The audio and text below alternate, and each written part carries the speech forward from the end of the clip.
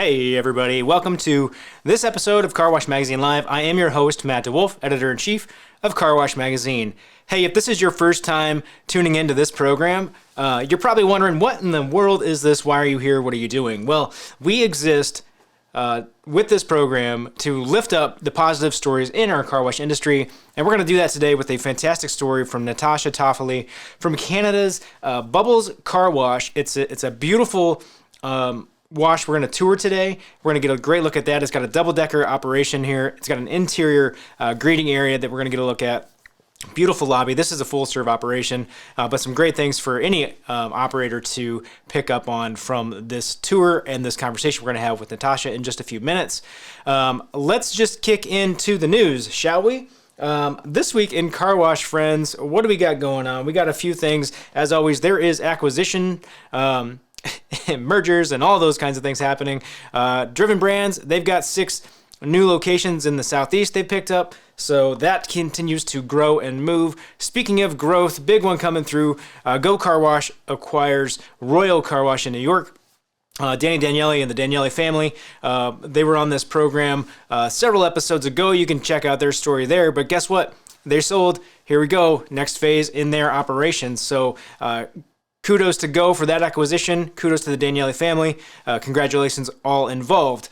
What else do we have for you? We have something that's always fun to share, because we talk on this show a lot about how important it is to take care of your people and to make your workplace a great one.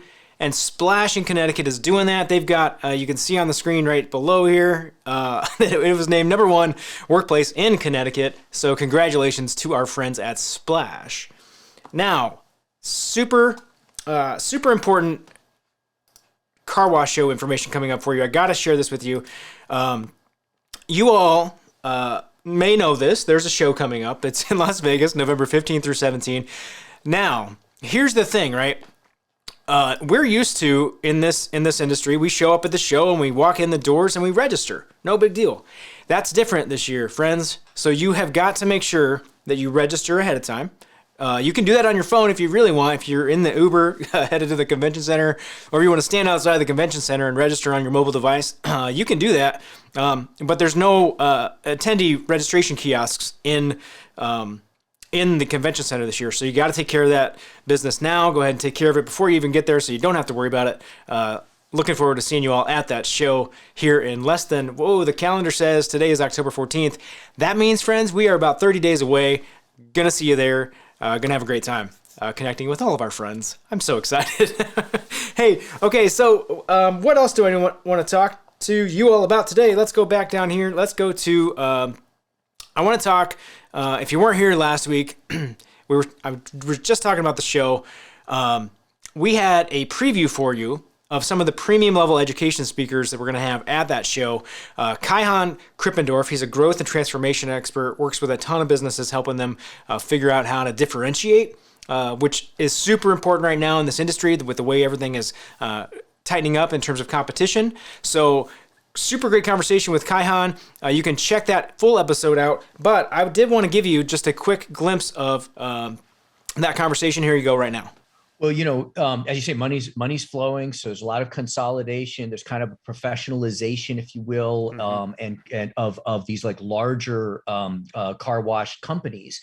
And one thing that, if you look in other industries, what that almost always leads to is to adoption of new technologies. Because let's say you want to buy some new technology. I don't know what that is. It's some IoT device that connects and talks to the Teslas and automatically guides them through whatever that is. When you've got 1 or 2 or 3 car washes, it's hard to justify that investment. Yeah. But as companies have more, they can then take that investment and spread it over more cars and more customers. And so whether you are at the kind of towards the top of the heap of that consolidation, what you want to start looking at is adopting those technologies. If you're not, then the risk is that others are going to adopt these technologies. And so what you want to start looking at is maybe focusing on non-technology differentiations. Could it be the kinds of people that we hire, what our cultural values are, right? Can we get that real deep customer centricity? Because if they're going to go high tech, we're not going to be able to compete with them going high tech. But we can do high touch. And so those are two areas to focus on. Every industry starts focusing on the same kinds of things in like retailing. It's all about store location. It's about merchandise mix, and it is about store experience. And if you know that that's what all of your competitors are focusing on, what we want to do is you want to start looking where they're not looking. All right, so there it is, friends. That's some valuable information from Kaihan Krippendorf, one of the premium speakers of this year's The Car Wash Show in Las Vegas. Hey, Kaihan was talking about technology there, and guess what? Next week on this show, we're going to have DRB, and we're going to do a segment with them behind the brand. You're going to get their story. We're going to talk data, and we're going to talk about kind of what's going on with them and what's new and where they're headed. So make sure you tune in for that one. Other things that you might want to consider consuming this week in terms of content. We've got a new episode of the podcast. We just dropped that yesterday, and that is a conversation between ICA's CEO, Eric Wolf, and the new CEO of Mammoth Holdings, Dave Hoffman. So a fantastic conversation there. Dave Hoffman is of Dunkin' Donuts and McDonald's background, is now with Mammoth, looking to bring some of those things from that retail sector into the car wash industry. So take a listen if you haven't already, and make sure you subscribe so you never miss one of those. Friends, it is time. I know what you're here for. You want to see cool car washes. You want to see great layouts. You want to see beautiful buildings. Well, it's time.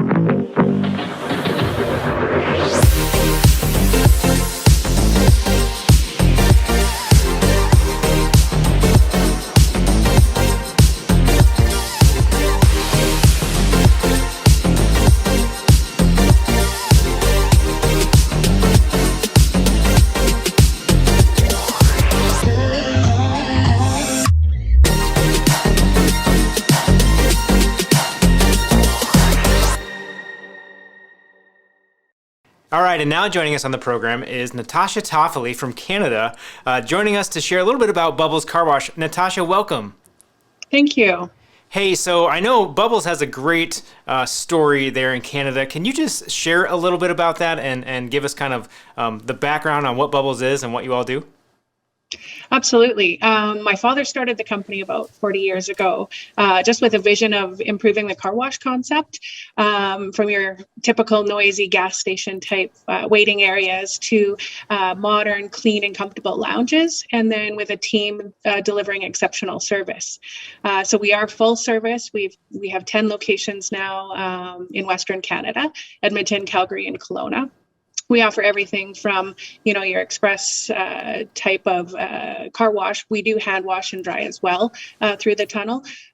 Preliminary, mid-level, comprehensive, all without appointment. So customers come in and they can pretty much get anything they need done right on the spot. That's fascinating that you all are able to do that without the appointments. I feel like most frequently I see that level of service requiring appointments. Why did you all go that route? That was a conscious decision, I know. We've always been that way. So a lot of purchasing is spur of the moment. Yes, people plan to go for a car wash. They don't always plan on getting the extra services. Mm-hmm. So we have a service advisor that goes over all the options based on the condition of the vehicle and, of course, what the customer expectation is. And more times than not, they're getting a little bit more than they came in for. We always have a full team on hand so that we can effectively take care of any business that pulls up. Okay, awesome. Well, I want to talk about that. Everybody's favorite topic, which is labor, but we're going to come back to that in just a minute. So first I want to know, obviously you were kind of always around the business, but what made you actually decide that you wanted to be in the business? What got you into car washing? Well, like many other car wash kids, I grew up washing cars. So that's really, has always been my passion. I was cashier, washing cars, detailing cars, drying cars. And I still do all of that today, even if I happen to walk by in my heels and see if they need a hand.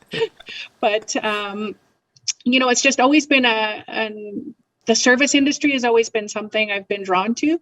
And of course, for my father, that was his biggest focus all along, was the service portion of that. So I've always been in it, dipped my feet in other areas a few times, but always came back. I've been running the company now for 14 years alongside my father. So I'm very thankful for the unique relationship that's developed there. It is tough sometimes because we're both utterly stubborn.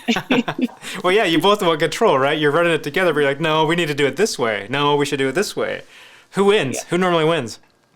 Well, I operate the company. Yeah, so you win. There it is. I think, and, we butt heads for a few days, but, and at the end of the day, the best for the company always comes forward. So. That's funny. Well, nobody can ever stay out of the car wash business. It seems like as much as people try to get out, they always come back in. So we're glad you're in the industry and you came back to us and you've been here for a while now. I can see behind you this beautiful new location that you guys have, and I can't help but noticing that it's 2 stories. So can you tell me why? Like, what were you guys going for there? Well, we bought the property and, there were some restrictions from the city for greenscape areas and that sort of thing. And we were working on 1-story typical designs for months and months. And at that point, we went to the car wash show in Europe, toured some of the 2-story facilities. Really, a lot of the car washes there are old warehouses. So yes, there will be a couple of floors to them. We were in Germany, saw the Mr. Wash facilities. And of course, those are gigantic. But I came home with that, hey, let's try the 2-story and see if we could put that on the piece of dirt. And it fit very nicely. I have to say that the public perception is, they're in awe. Yeah. Everybody wants to know what's upstairs. What do you do up there? And, my car didn't go upstairs. Well, you need to get detailing. So it's definitely, a question I get everywhere. What's upstairs? Yeah. How do I get up there? That's funny. And that's, for you all, that second level is all detail, correct?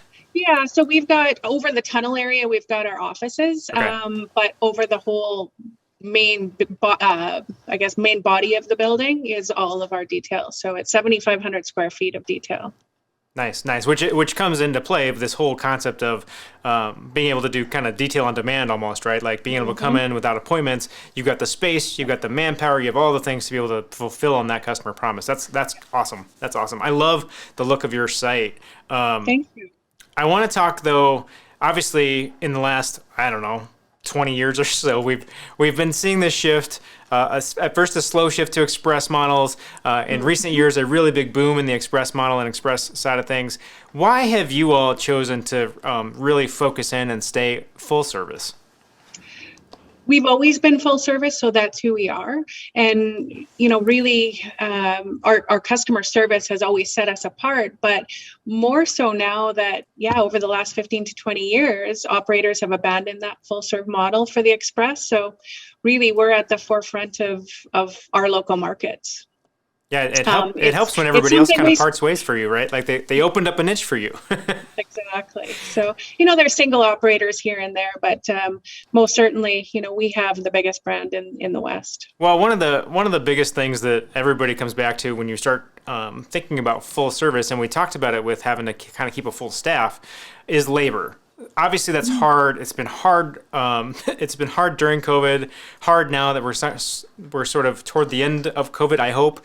And what are some things maybe that you do that help you kind of keep staff and keep people on payroll there, so that you aren't having to chase people down and can continue to provide that level of service that you all kind of want to do? Historically, and even now, 80% of our workforce has always been the stable longer term. So many of our employees have been with us for more than 15 years. And really, I think we pride ourselves on treating everybody like family. So we have big gatherings, company-wide Christmas parties, Labor Day events, where they can bring their families. Just a close knit, friendly group. And I think that's a big part of it. They have to like to come to work. It has to be fun and comfortable. And I think we provide that.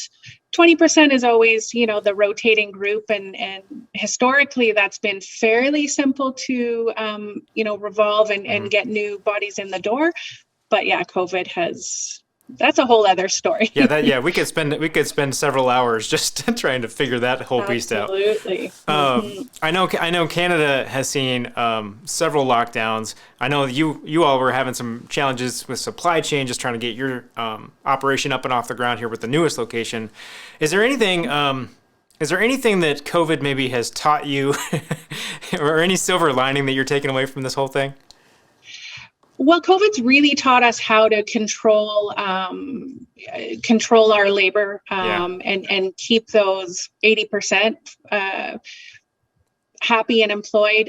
Like right now, we're all running still on reduced hours because of this fourth wave. Again, we had totally planned on opening regular, and we started the hiring spree, and the fourth wave came upon us. And at this point, we're inching towards another lockdown, which I hope is not the case. But we've got the worst numbers in the country at this point. So it's difficult for sure. But COVID has taught us, how ways, I guess, that we can save and things we can do to still serve the customer in the highest standards that we do, but with reduced expenses.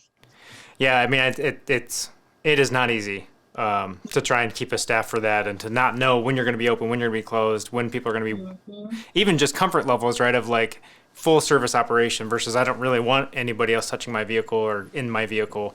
But kudos to you all for for making it through that. And I think you guys are doing a really, really nice job of making your buildings really welcoming, and they're big and open, and like it just feels like a good space and something that you want to go do.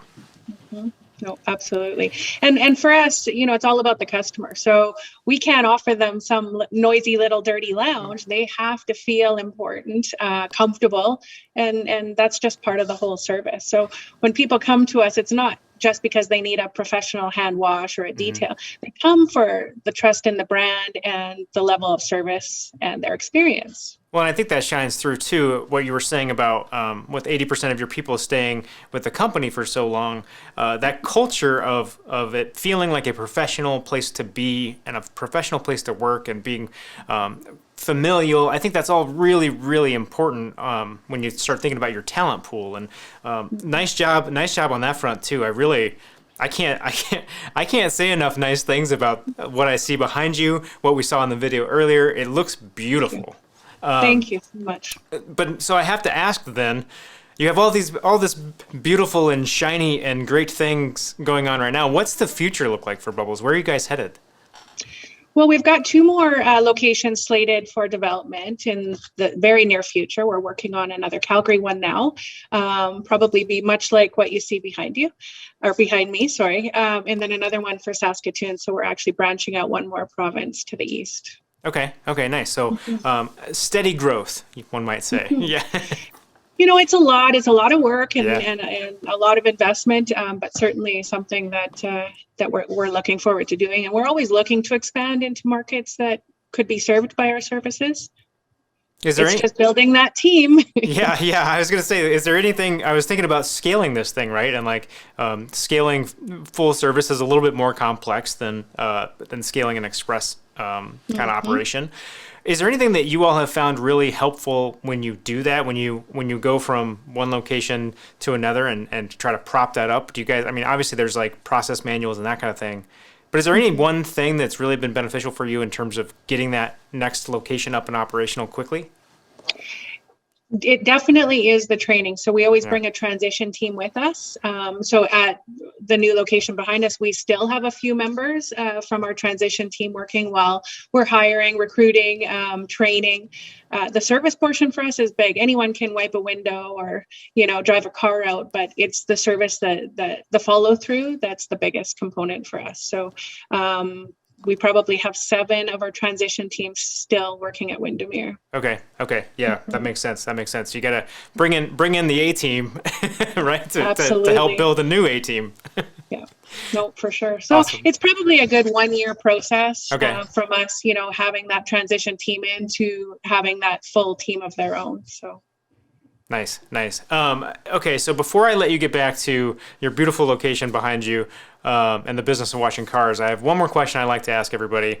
What is one thing that I can do today that's going to make me better tomorrow? I think it's just following the new innovations, seeing what can make the process more efficient in your business. For us, we're full serve hand wash, the detailing, and I'm hopeful that there are more technologies available to help automate and make the process more efficient on our end as well. Awesome. Hey, Natasha, I'm going to let you get back to it, but thank you so much for spending some time today with us. My pleasure. It was good to be on the show.